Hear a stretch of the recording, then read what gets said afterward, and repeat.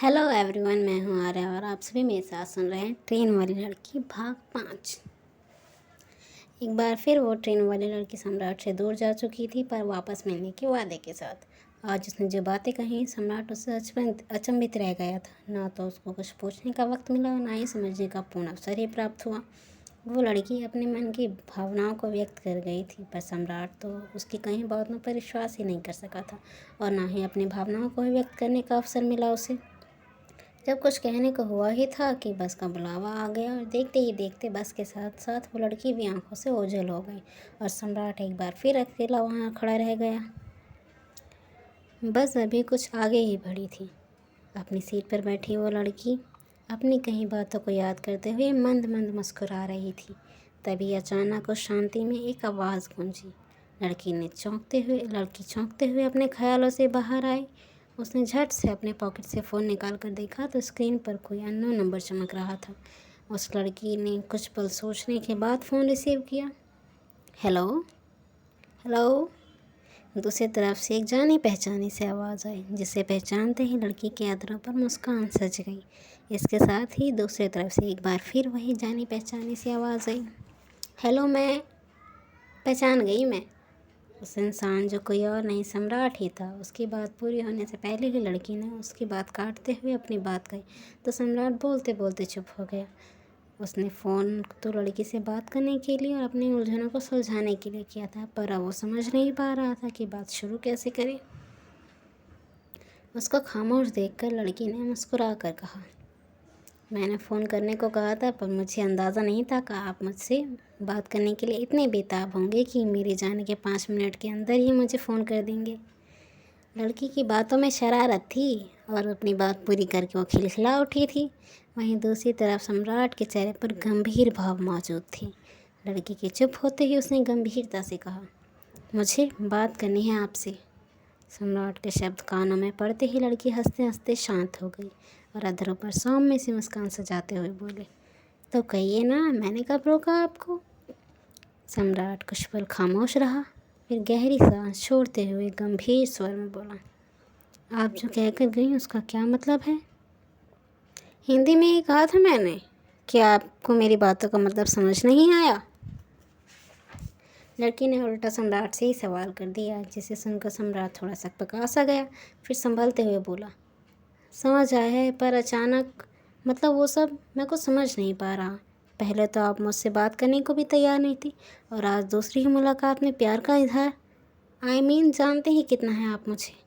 पिछली बार जब हम मिले थे तो आप कितनी चिड़ी हुई थी मुझसे, और अब प्यार, ये कैसे हो सकता है।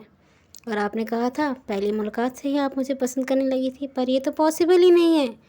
आपकी बातें बहुत कंफ्यूजिंग है, मैं किसी निर्णय पे नहीं पहुंच पा रहा। सम्राट ने अपनी सारी दुविधा उस लड़की के सामने रख दी, और फिर चुप होकर अपने सवालों के जवाब का इंतज़ार करने लगा। उस लड़की की मुस्कान क्षीण हो गई, उसके चेहरे पर गंभीर भाव उभर आए। कुछ पल दोनों के बीच गहरी खामोशी छाई रही। फिर लड़की ने शांत स्वर में कहा, आपकी दुविधा मैं बखूबी समझ रही हूँ, और ये स्वाभाविक भी है। मैं आपको आपके सवालों के जवाब दे देती हूँ।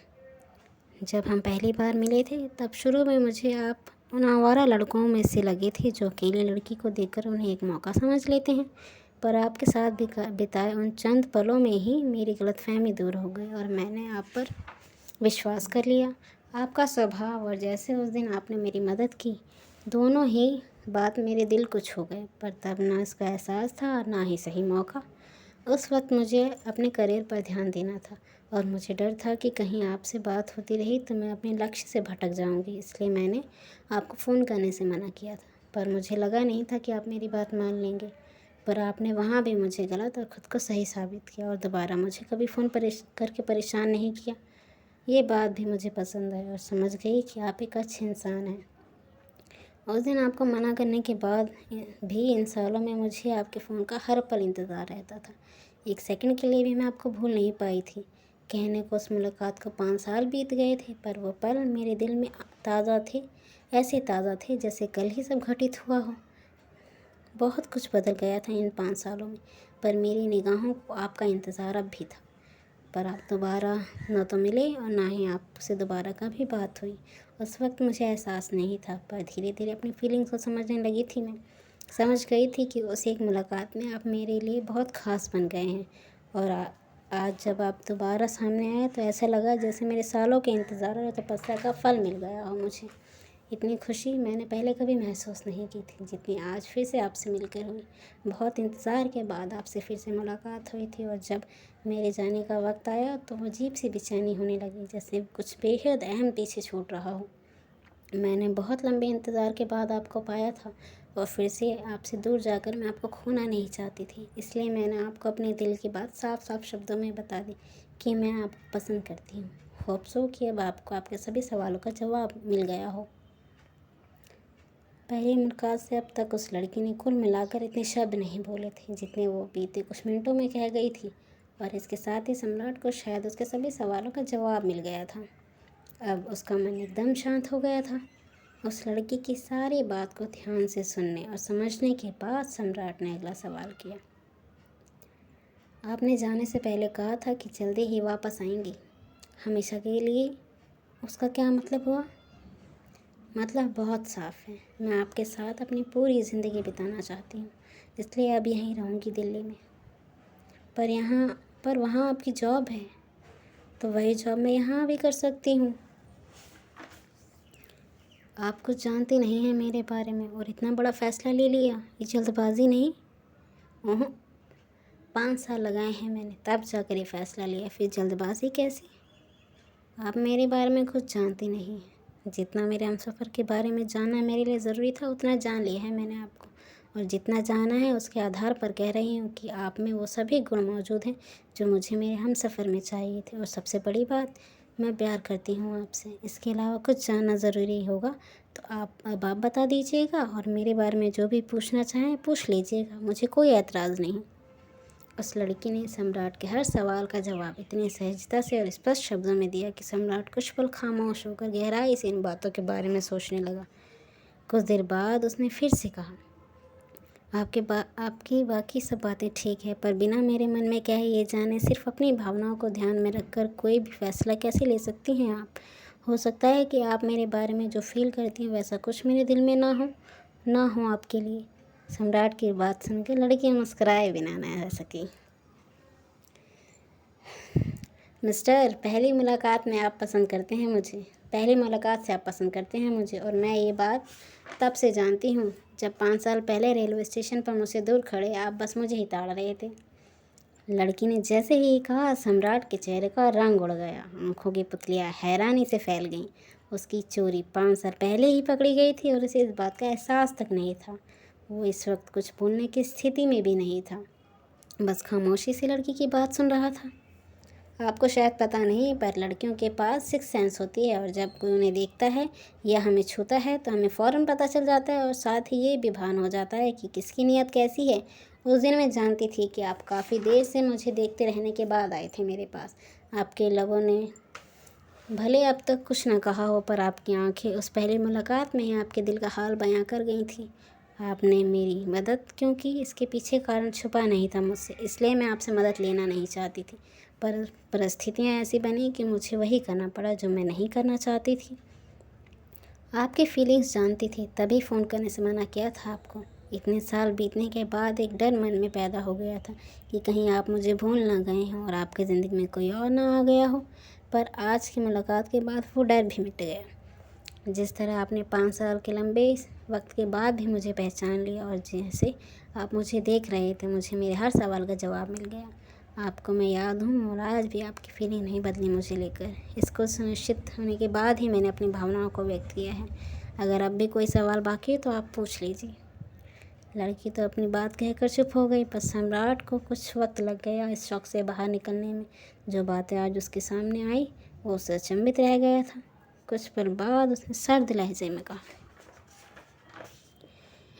इतना कुछ कह गई आप, आपकी हर बात सच है। आप मुझे पहली मुलाकात से पसंद है। जब आपको पहली बार देखा था तभी से आपकी छवि मेरे मन की गहराइयों में बस गई चुकी थी, और आज ही मेरी ज़िंदगी में और दिन में आपके अलावा कोई नहीं, और ना ही कभी होगी।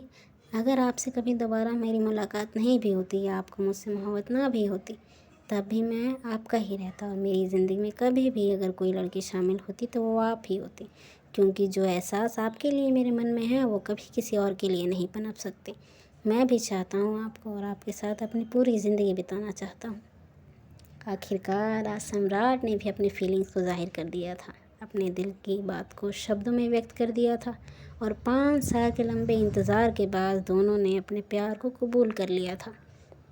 उनके दिल में सुकून था, अधरों पर हल्की मुस्कान काबिज़ थी, चेहरे पर अपने प्यार को पाने की खुशी झलक रही थी। इसके बाद काफ़ी देर तक उनकी बातें चली, अपने मन की हर बात आज उन्होंने एक दूसरे को साझा की, अपने और अपने परिवार के बारे में एक दूसरे को सब बताया। आखिर में फ़ोन रखने की बारी आई तो सम्राट ने मुस्कुरा कर कहा कि अब भी मैं अपनी ट्रेन वाली लड़की का नाम नहीं सकता। तुम्हारी ट्रेन वाली लड़की, यही तुम्हारे लिए मेरा वो नाम है जो मुझे सबसे ज़्यादा अजीज़ है। लड़की ने मुस्कुरा कर जवाब दिया, पर अब भी अपना नाम नहीं बताया। सम्राट का चेहरा एकदम से उतर गया। बेचारा 5 सालों से उसके असली नाम को जानने की कोशिश कर रहा था, पर ना तब उसे जवाब मिला ना ही अब। उसने मायूसी से बाय कह दिया और फ़ोन काटने ही वाला था कि दूसरी तरफ से लड़की की खिलखिलाती हुई आवाज़ आई, सौम्या नाम से अपनी ट्रेन वाली लड़की का नाम सेव कर लेना, बाय। इसके साथ ही फ़ोन कट गया। सौम्या। सम्राट के लब हल्के से फड़फड़ाए और लबों पर सौम्य सी मुस्कान फैल गई। उसने सौम्या का नंबर सेव किया और स्क्रीन पर चमकते उसके नाम को अपने लबों से चूम लिया। चेहरे पर खुशी ऐसी जैसे दुनिया की सबसे कीमती चीज़ आज उसे मिल गई हो। और सच ही था, आज उसे उसकी मोहब्बत उसकी सौम्या मिल गई थी, जो उसके लिए बेशकीमती थी। दूसरी तरफ सौम्या भी अपने फ़ोन को सीने से लगाए मुस्कुरा रही थी। आखिर आज उसका इंतज़ार ख़त्म हो गया था, तो खुशी तो होनी ही थी और इसी खुशी के सामने बाकी किसी बात की कोई अहमियत नहीं थी। आज के लिए बस इतना ही। अगर आपको ये वीडियो पसंद आई हो और कहानी अच्छी लग रही हो तो इसे लाइक करना ना भूलें और मुझे कमेंट करके बताना बिल्कुल भी ना भूलें। अगर आगे जानकारी के लिए मेरे चैनल को सब्सक्राइब ज़रूर करें। चलिए जल्दी ही मिलते हैं।